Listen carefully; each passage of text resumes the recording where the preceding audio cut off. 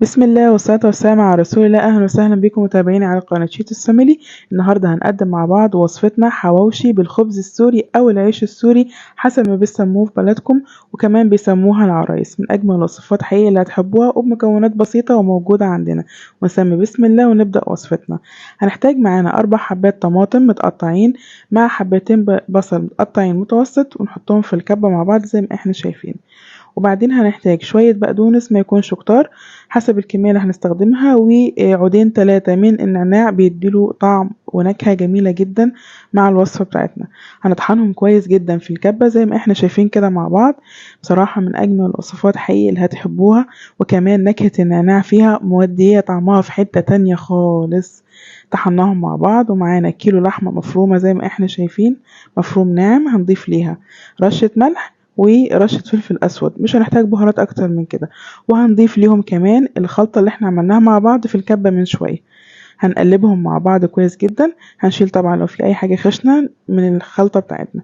هنعجنهم مع بعض كويس جدا زي ما احنا شايفين كده، وندمج كل المكونات مع بعض. بعد كده هنجيب الخبز السوري بتاعنا زي ما احنا شايفين، تمام. يكون خبز فريش وصابح. نفتحه مع بعض بهدوء، ونخلي المستوى بتاعه يكون مظبوط، الفتحات كلها قد بعض، وتكون الخبزة معانا فريش وطازة عشان نعرف نحط فيها الحشوة بتاعتنا. هنجيب قطعة من اللحمة ما تكونش كتيرة قوي، وبأطراف الأصابع زي ما احنا شايفين كده. هنوزعها في الرغيف كويس جدا، ما تكونش سميكة معانا علشان اللحمة تستوي معانا بسرعة وما تاخدش وقت، وكمان يبقى طعمها جميل جدا. شايفين زي ما احنا مع بعض شغالين كده، ده السمك المظبوط اللي احنا محتاجينه، مش عايزين يكون اكتر من كده عشان اللحمة تستوي كويس جدا. هنعمل الكل بنفس الطريقة. بعد ما خلصناه هندهن وشه من الناحيتين برشة مية بسيطة جدا ومسحة من الزيت. المية مع الزيت بتخليه طري ومقرمش ويبقى قوامه معانا كويس جدا ومظبوط.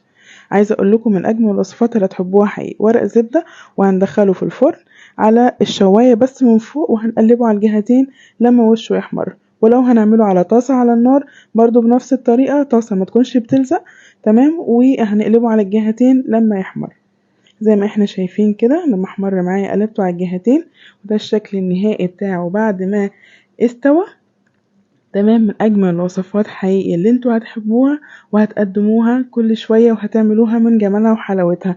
شايفين اللحمة معانا مستوية ازاي وحلوة؟ حقيقي من اجمل الوصفات اللي هتحبوها وتكرروها. تاكلوها طبعا مع اي نوع صوص انتوا حابينه، او سلطات او مخللات، زي ما انتوا شايفين. دي كانت وصفتنا النهاردة، من أجمل الوصفات حقيقي اللي هتحبوها.